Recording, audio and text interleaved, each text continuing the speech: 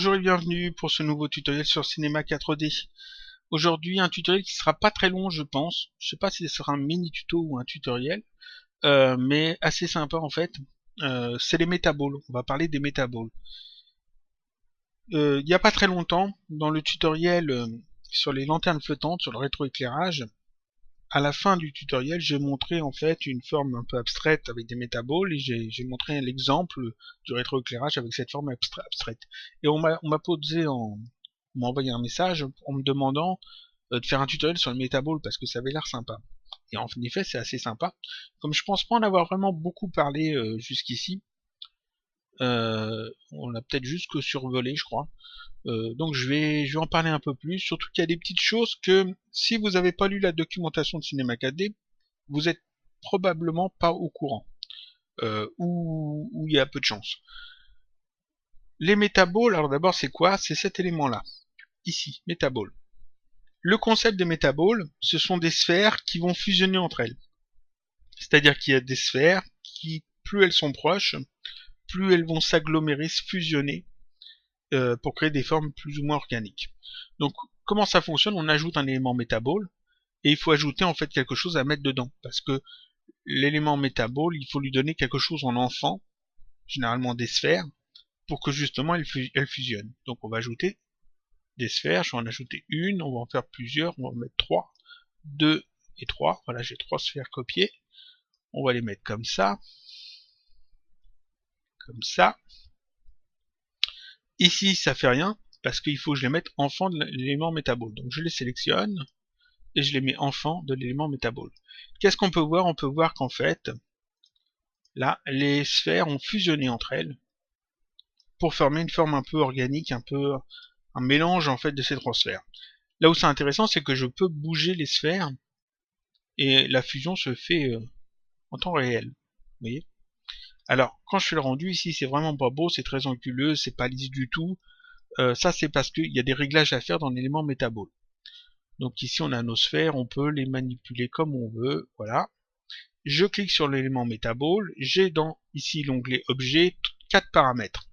L'atténuation exponentielle, je commence par le bas, l'atténuation exponentielle c'est juste une autre façon de calculer en fait la fusion des sphères. C'est-à-dire que ici, si je coche, en fait, vous voyez, les sphères ont besoin d'être plus proches en fait pour fusionner, c'est un petit peu plus abrupt. Ici, c'est beaucoup moins lissé, c'est juste un calcul différent en fait de la fusion des sphères. Donc par défaut c'est décoché, ici on va le laisser décocher. La subdivision en rendu, c'est la subdivision non pas quand on fait ça, mais quand on fait le rendu final. Donc avec le visualiseur en cliquant sur cette icône. Ici, plus la valeur est petite, plus c'est subdivisé. Donc ici 5 cm, c'est-à-dire beaucoup de subdivisions, parce que c'est une valeur petite. La subdivision dans la vue, c'est la subdivision qu'on a ici et que l'on a ici, dans ce rendu-là. C'est-à-dire dans l'éditeur de Cinema 4D, ici j'ai une valeur plus haute par défaut, pour justement avoir moins de subdivisions. Comme j'ai moins de subdivisions, Cinema 4D a moins de mal en fait à gérer la scène, il va beaucoup moins ramer. Si vous avez un ordinateur qui est pas très puissant, évitez de mettre des valeurs trop hautes dans la subdivision de vue. Par contre, si vous voulez voir ce que ça sera donné au rendu final, vous mettez ici la même valeur que le rendu de la subdivision du rendu. Donc ici, si je mets 5 cm, j'ai effectivement le même rendu dans le rendu final et dans le visualiseur. Ici, mon ordinateur tient quand même le coup, il n'y a aucun problème, mais bon, ça sera pas toujours le cas sur les scènes un peu plus complexes. Donc ici, c'est bien de mettre une valeur un petit peu plus haute pour justement alléger un petit peu le travail de Cinema 4D. Sinon, vous voyez que ça fonctionne toujours très bien. Ici, c'est toujours du temps réel. On voit que la fusion se fait plus ou moins bien. Enfin, plus ou moins bien, plutôt bien. Avec beaucoup de subdivisions, beaucoup de segments. Ici, la valeur de la coque, plus c'est une valeur petite, plus Cinema 4D va faire une peau ample autour des sphères. Et plus c'est une valeur petite, plus il fera une peau ample autour des sphères. Plus c'est une valeur élevée, plus il faudra que les sphères soient proches pour s'agglutiner, pour fusionner. Donc ici, si je mets seulement 20, j'ai quelque chose, vous voyez, de beaucoup plus grand, parce que là, les sphères ont tout de suite fusionné. Donc si je mets par exemple 40, on voit qu'on a toujours la notre forme, mais ici c'est très arrondi, on va mettre 60, voilà. Ici, on a toujours nos formes, et si je mets au contraire une valeur plus grande, 200, il faut en fait que les sphères soient plus proches pour fusionner. Alors, en diminuant ça, on va voir que progressivement, elles vont commencer à fusionner parce que justement, je baisse ici la valeur de la coque. Donc ça, c'est les petits réglages qu'il faut connaître, mais bon, j'en mets 100% par défaut. Et ici, on va mettre peut-être 10. Voilà, pour pas avoir quelque chose de trop lourd non plus à gérer. Même si mon ordinateur peut gérer, ici 10, ça a l'air d'être bien. Ça, c'est l'utilisation basique des métaballs. C'est-à-dire que là, ça c'est le concept du métaball, des sphères qui vont fusionner entre elles à partir du moment qu'elles sont assez proches et une peau en fait se forme. Il faut savoir que au niveau des textures, les paramètres UVW n'existent pas sur le métaball, ça passe pas. Donc si vous voulez texturer ça, laissez pas en UVW, mettez en autre chose, en cubique par exemple, en planaire, en sphérique, etc. Mais UVW ça fonctionne pas. Ou alors il faut transformer l'élément métaball en objet polygonal, et puis dans ce cas-là vous pouvez plus l'animer, enfin vous pouvez pas faire exactement tout ce que vous voulez avec. Ça, comme j'ai dit, c'est le fonctionnement de base avec des sphères. Ce que beaucoup de gens ne savent pas, c'est que ça fonctionne pas uniquement avec des sphères. En fait ici, je vais remettre les paramètres par défaut. Ici c'est 40, voilà. Si je prends un cube, c'est pas du tout sphérique. Il n'y a pas de sphère, il n'y a pas d'arrondi dedans. Je le mets dans l'élément métaball, ça fait rien, on voit rien. En fait, c'est faux. Ça fait quelque chose. Seulement, les paramètres des métaballs ici la subdivision vue est trop haute pour qu'on puisse le voir. Si je mets ça à 5 cm, on va voir que en fait, les points du cube sont remplacés par des sphères. Quand CinemaKD n'a pas de sphère dans les métaballs, qu'est-ce qu'il fait? Il ajoute des sphères là où il y a des cubes. Alors, il ajoute une petite sphère, une métasphère, à chaque fois qu'il y a un point, pour que le cube puisse fonctionner dans l'élément métaball.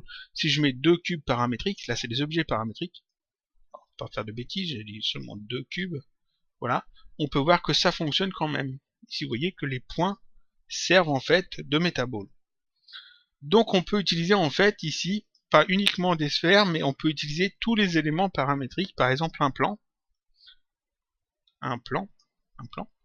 avec peu de segments, on va mettre 5. Si je le mets dans la métaball, à chaque fois qu'il y a un point, ça me crée une sphère. Si je retire le cube, on va voir qu'à chaque fois qu'il y a un point, CinemaKD en fait crée une sphère. L'élément métaball ajoute une sphère. Donc ici, plus je mets de segmentation, plus j'ai de points, et donc plus l'élément métaball fonctionne. Voilà, et plus je diminue, plus ça diminue. Ça fonctionne donc avec les sphères ici, le truc de base que vous êtes normalement, vous avez déjà utilisé au moins une fois, juste pour voir à quoi ça ressemblait. Mais ça fonctionne aussi avec tous les autres éléments ici, à partir du moment où il y a des points. CinemaKD est capable d'utiliser ça dans les métaballs pour faire des formes plus ou moins intéressantes. Alors, on va diminuer ça comme ça, voilà. Vous voyez qu'on peut faire des choses assez sympas, en fait avec 3 fois rien. Juste là où il y a des points, CinemaKD, enfin l'élément métaball, rajoute une sphère. Ensuite, on peut aussi, chose qui est intéressante et que beaucoup ne savent pas, utiliser des splines. Je vais tracer une spline ici. Alors on va tracer juste une spline linéaire, 1 point, 2 points.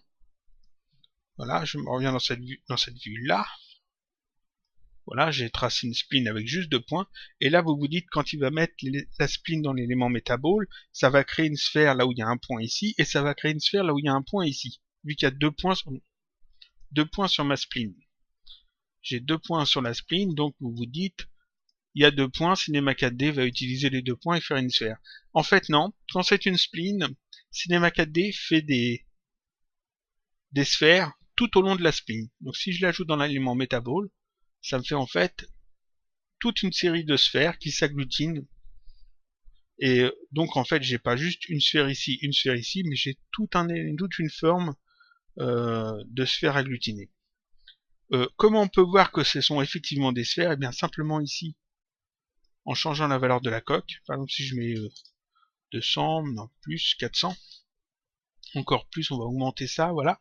Ici, on peut voir que effectivement, ce sont des sphères qui sont ajoutées tout au long de la spline et qui en fait fusionnent entre elles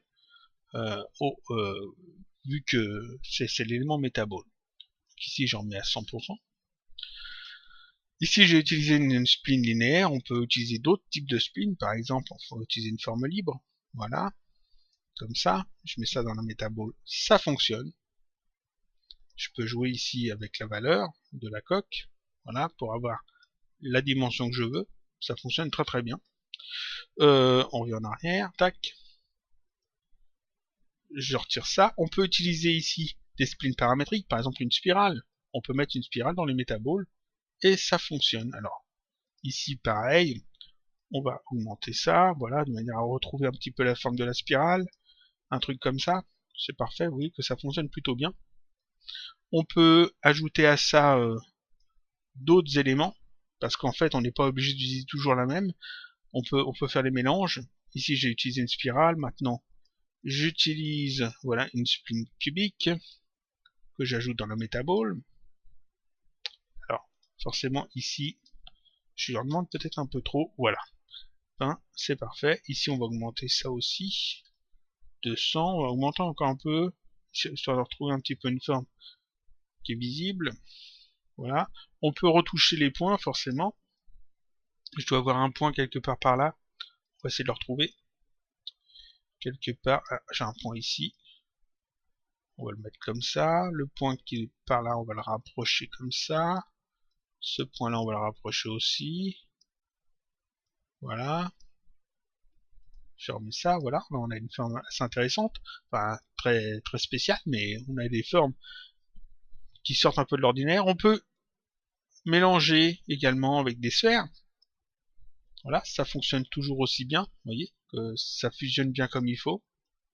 On peut ajouter à ça aussi peut-être un cube.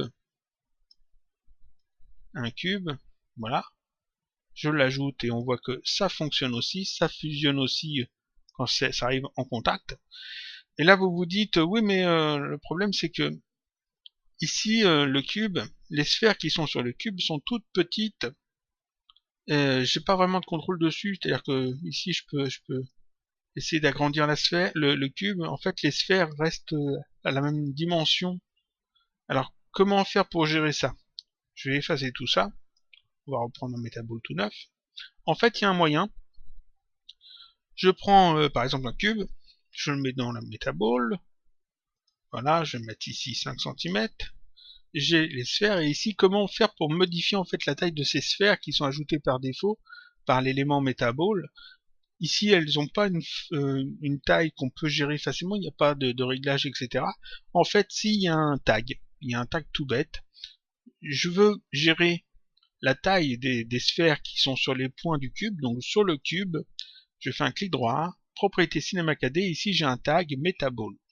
Je l'ajoute, ce tag métabole, je vais dans ses paramètres, alors on clique dessus, dans ces paramètres on a trois valeurs, le rayon, l'intensité, l'influence négative. Le rayon, bah, c'est le rayon justement des sphères qui remplacent les points. Donc ici c'est 20 cm par défaut, je peux tout à fait mettre 40 par exemple, je peux mettre beaucoup plus, voilà, ou beaucoup moins. On peut gérer ça comme ça. Donc en ajoutant ce tag, ça nous permet en fait de gérer en fait le rayon des sphères qui se placent là où il y a des points. Donc ici je l'ai fait sur un cube, mais on peut tout à fait le faire sur un plan. Ce sera même peut-être plus intéressant sur un plan. 5, 5. On met le plan dans les métaboles. Ici on va aller ajouter le tag métabole. On clique dessus et ici on peut changer en fait la taille, voilà, des sphères qui sont placées là où il y a des points. Ensuite ici l'intensité, bah, c'est l'intensité justement de l'effet métabole, c'est-à-dire si les sphères ont besoin d'être proches ou pas pour s'agglutiner, pour fusionner. Ici si j'augmente, les sphères fusionnent beaucoup plus facilement et si je diminue, il faudra que les sphères soient beaucoup plus proches les unes des autres pour justement fusionner. Ensuite ici influence négative, c'est pour en fait supprimer l'influence de la fusion des sphères. Alors ici, ça sera pas très parlant avec ça. Alors je vais reprendre en fait, des sphères basiques. Ça sera beaucoup plus parlant avec des sphères simples. Voilà, je vais en faire 4. Alors 1, 2, 3, 4. Que je vais déplacer. Alors, une comme ça. Celle-là, on va la mettre ici. Celle-là, on va la mettre ici. Je vais les mettre en croix. Ici, voilà. Donc 4 sphères. Je les mets dans la métaball. Voilà. J'ai 4 sphères dans la métaball. Je vais augmenter un peu ça, peut-être. 120. 120, voilà. Et ici, on va mettre 10 ou 20. 20. 20, c'est très bien. Donc là, j'ai 4 sphères. Et je vais en mettre une cinquième. Donc j'ajoute une autre sphère de plus. Je mets cette sphère dans la métaball aussi, donc elle est au milieu. Et sur cette sphère, je vais ajouter mon tag métaball.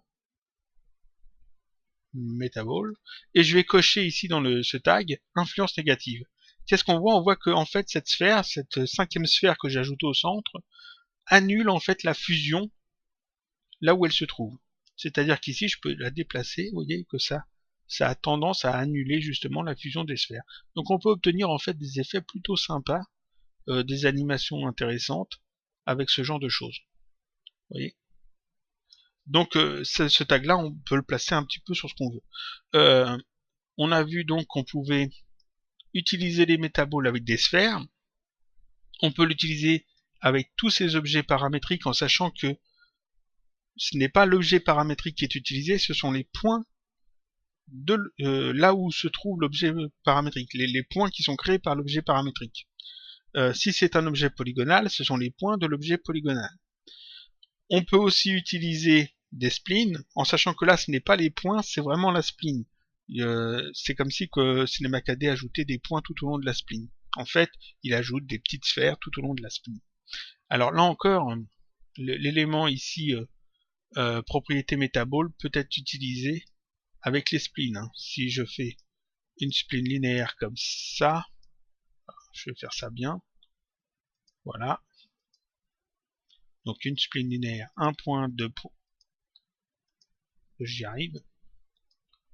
Voilà, une spline linéaire, 1 point, 2 points. Voilà, je mets ça dans la métaball, ça me fait un truc comme ça. J'ajoute dessus mon tag métaball, je vais dedans, ici je peux jouer avec justement la taille. Alors, 5, 100, je dis 5. Jouer avec ici la taille, justement, le rayon en fait qui crée en fait le rayon des petits points, des sphères qui sont créées par CinemaCAD par l'élément métaball. Donc ici je peux gérer en fait ça avec ce tag. Ici toutes les splines sont utilisables, la spirale, l'étoile, etc. Même le texte. C'est-à-dire que je mets le texte dans la métaball. Voilà, je le fais assez grand, on va le faire 400. Voilà, on vient un petit peu en arrière. J'ajoute dessus mon tag métaball. Voilà, ici, le rayon, on peut le changer jusqu'à avoir la taille qu'il nous faut. On va dire 5. Un peu plus, un peu plus petit. Ah, c'est un peu plus petit. Voilà, on va augmenter progressivement. 2, 3. Et là, en fait, vous voyez que c'est juste une spline texte mis dans les métaballs. Et en fait, CinemaCAD crée des sphères tout au long de la spline. Et ça fonctionne toujours très bien avec des éléments supplémentaires. Si j'ajoute en plus une sphère de 50 par exemple, on va diminuer un petit peu la valeur de la subdivision, voilà. Et donc là je peux toujours jouer comme ça, fusionner en fait les formes entre elles. Donc on peut, avec un petit peu d'imagination, faire des trucs assez sympas comme ça. Ça fonctionne aussi avec, si j'utilise ici des particules, un émetteur de particules, je mets dedans une sphère, et que je mets ça comme ça, je mets l'émetteur dans la métaball, ça va émettre des sphères, et donc ça émet des métaballs. Alors, on va faire des sphères plus petites quand même, 20, 20, voilà, ça émet des sphères, et donc les sphères créent en fait la métabole. À noter que là, pour simplifier les choses, je vous conseille dans la sphère de laisser sphère parfaite, de laisser une sphère paramétrique, et ici mettre seulement 4 segments. Ici, sans l'élément métabole, vous voyez que ça fait pas du tout des sphères. Seulement quand vous faites le rendu, comme sphère parfaite est cochée, ça fait des sphères. C'est un élément paramétrique, donc aucun problème. Et ici, les métaboles, ça fonctionne très bien. Par contre, tout ne va pas dans l'émetteur de particules. Si vous essayez de mettre une spline, ça fonctionnera pas. Une spline, on peut aussi l'utiliser dans les métaboles en utilisant seulement un point. C'est-à-dire qu'ici, jusqu'ici, je vous ai fait 2 points comme ça, et j'ai mis ça dans la métabole pour vous montrer que ça fonctionne. Voilà. Si je veux économiser un petit peu la puissance de calcul de Cinema 4D, je peux simplement faire une spline linéaire et je fais juste un point.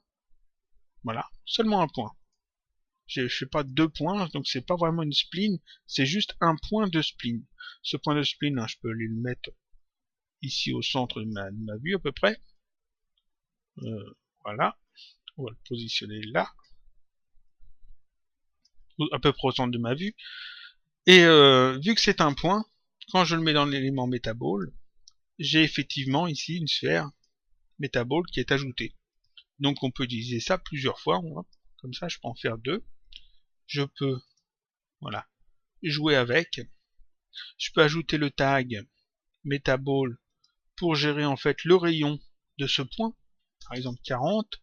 Et puis ce tag, je vais aussi le mettre sur l'autre. Voilà, comme ça j'ai 2 points de spline. Seulement des points de spline qui sont à la volée en direct remplacés par des sphères, par l'élément métabole.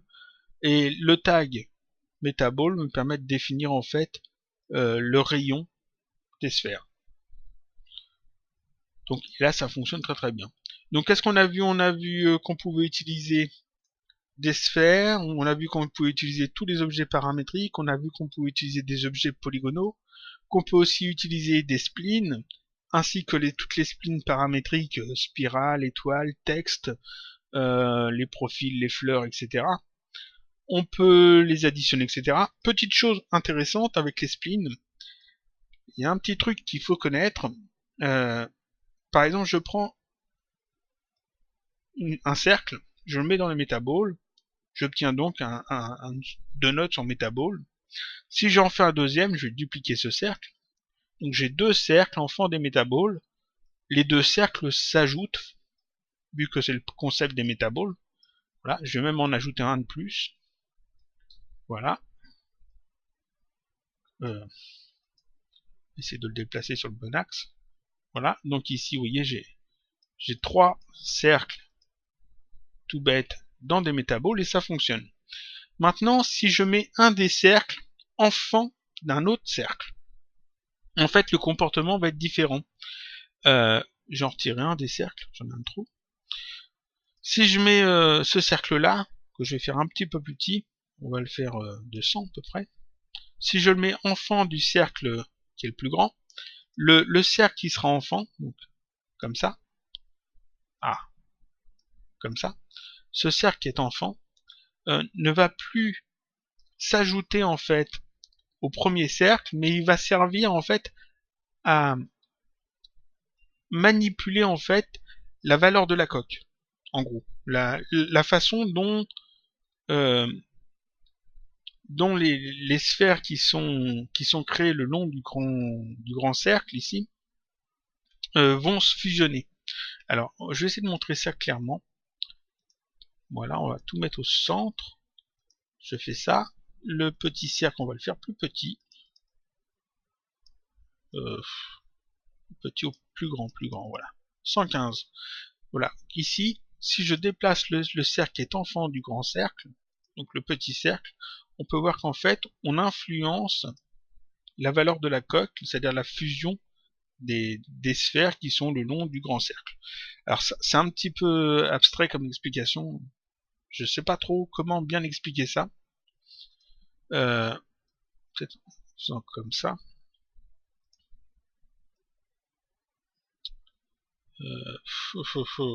Avec des On va essayer avec des rectangles, ça sera peut-être plus parlant avec des rectangles. Un rectangle, deux rectangles. Si je mets un seul rectangle dans les métaballs, on voit que en fait, il y a des sphères qui sont créées tout au long du rectangle. Si je mets un deuxième rectangle plus petit, enfant du grand, tac, ce petit rectangle, en le déplaçant, j'influence en fait la dimension et la fusion des sphères qui étaient créées sur le premier rectangle. Donc plus je le déplace, plus je le déplace de ce côté-là, plus ça grandit de ce côté-là, plus je le déplace de l'autre côté, plus voilà, plus ça grandit de l'autre côté. Et si je le mets au milieu, vous voyez que les sphères reprennent une taille un peu plus normale. Donc en fait, en le jouant comme ça, sur la position du petit rectangle à l'intérieur du grand, je peux influencer en fait la taille et la fusion des sphères qui sont créées le long de la spline. Alors que si les deux rectangles sont au même niveau, ils vont simplement s'additionner. Essayons de rendre ça un peu plus visible. On va mettre 200. 200, voilà. Les deux rectangles. Le plus petit, est-ce qu'il est vraiment... Non, il est plus grand en fait. Je l'ai fait plus grand. Voilà, on va faire tous les deux de même taille. Voilà, le rectangle qui est ici, on le déplace comme ça. Là, on voit que ça fusionne bien. Et si j'en mets un enfant de l'autre, ça ne fusionne pas. Maintenant, il y en a celui qui est enfant va influencer le rectangle qui est parent. Vous voyez, ici, ils sont au même niveau. Donc les sphères reprennent à peu près la taille de base, comme s'il y avait qu'un seul rectangle. Et plus je le décale, plus en fait les sphères deviennent grandes, et donc plus elles vont fusionner entre elles. Alors en fonction dans le sens dans lequel je vais déplacer en fait le rectangle qui est enfant, plus ça va modifier la fusion et la taille justement des sphères. Donc ça va être des rectangles, ça se voit très bien aussi avec normalement des cercles. Voilà, un cercle enfant d'un autre. Ici, les deux cercles sont au même endroit, donc ici toutes les sphères sont de la même taille. Si j'en déplace un, on voit que ça bouge, que les sphères prennent plus d'ampleur. Et si le cercle qui est à l'intérieur, qui est parent, qui est enfant du grand cercle, ici si celui-là je le fais plus petit, en fait vous voyez que je peux influencer la taille des sphères plus d'un côté que de l'autre. Comme ça, ou comme ça. Je vais faire tourner tout le truc comme ça. On peut jouer un petit peu avec pour avoir des formes un peu spéciales. Ça peut être intéressant. Qu'est-ce que je peux dire d'autre? Donc on a vu tout ça. On a vu avec ça, on a vu qu'on pouvait utiliser l'émetteur de particules, les objets paramétriques, les objets polygonaux. MoGraph, forcément, ça fonctionnera aussi avec MoGraph. Si vous utilisez un cloneur ou un fracture, ça fonctionnera. On a vu qu'on pouvait utiliser seulement un point d'une spline, ou toute une spline. À noter que pas l'atténuation, si l'atténuation, je vais montrer ça, ici, l'interpolation, voilà. L'interpolation et le type n'influence pas en fait l'effet sur les métaballs. C'est-à-dire qu'ici, je mets une spline dans la métaball, voilà, elle est en mode adaptative. Si je la mets en mode 100, ici ça change la forme de la spline, mais ça ne change pas en fait la taille des sphères. Ici, si je la mets en mode naturel, pareil, ça ne change pas la taille des sphères. Ici, qu'elles soient en cubique, en Akima ou en B-spline ou autre chose, ça change seulement la forme de la spline, comme c'est censé faire, mais ça ne change pas en fait la dimension des sphères ni leur fusion. Pour changer ça, il faut vraiment ajouter ici, comme je l'ai montré, un tag metaball, et ici vous pouvez jouer après avec la dimension comme ça.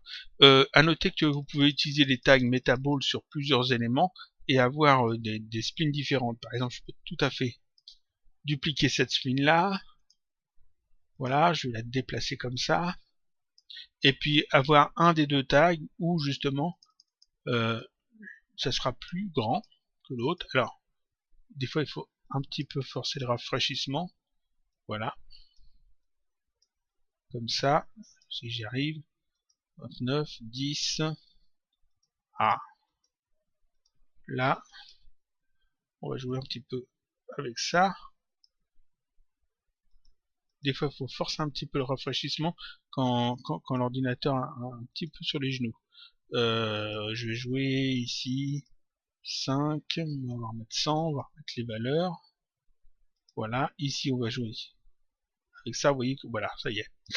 Ah, ici on voit bien que 5.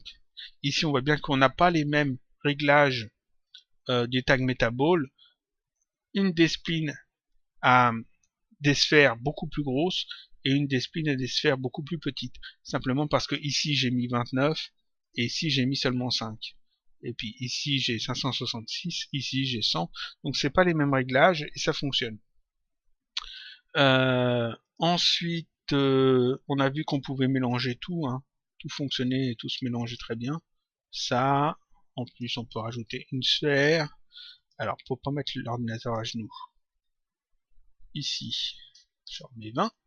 On peut ajouter du texte, on pourrait ajouter un émetteur de particules, on peut ajouter toute forme paramétrique, polygonale, tout ce qu'on veut. Ici ça pourrait être une forme polygonale, ça fonctionne bien aussi. Voilà. Et donc ça, les métaballs permettent de faire des choses assez intéressantes en fait, parce que c'est pas des formes qu'on a l'habitude, c'est des formes un peu abstraites, c'est un petit peu plus artistique, et donc ça permet de faire des choses qui sortent un peu de l'ordinaire. C'est pas l'outil idéal pour la modélisation, mais pour certaines animations ça peut être intéressant. C'est bien de connaître quand même le truc et de savoir un petit peu l'utiliser. Et donc comme j'ai dit, souvent les gens savent qu'on peut prendre un élément Metaball, mettre des sphères dedans et que ça fonctionne. Ça c'est le truc de base que les gens savent faire. Si je fais ça, ah, si je fais ça, la plupart du temps les gens savent le faire, mais les gens ne savent pas forcément qu'on peut mettre autre chose que des sphères, c'est-à-dire tous ces éléments-là, qu'on peut utiliser l'émetteur de particules, qu'on peut utiliser le clonormographe, le fracture, etc. Et qu'en plus on a le tag ici Metaball qui permet de créer une influence négative ou de gérer le rayon et l'intensité des sphères qui sont créées sur les points des objets paramétriques et polygonaux. Voilà, ça c'était tout pour ce tutoriel. Je pense qu'il n'est pas trop long, j'espère qu'il n'était pas trop décousu, qu'il sera assez clair quand même. Je pense avoir répondu à la question qu'on m'avait posée en message privé, et qu'on a fait à peu près le tour des métaballs. Après, il faut voir ce qu'on peut en faire au niveau de l'animation, jouer un petit peu avec les lumières, et tous ces paramètres, pour obtenir des formes sympas. Je vous dis à la semaine prochaine pour un autre tutoriel, toujours sur Cinema 4D.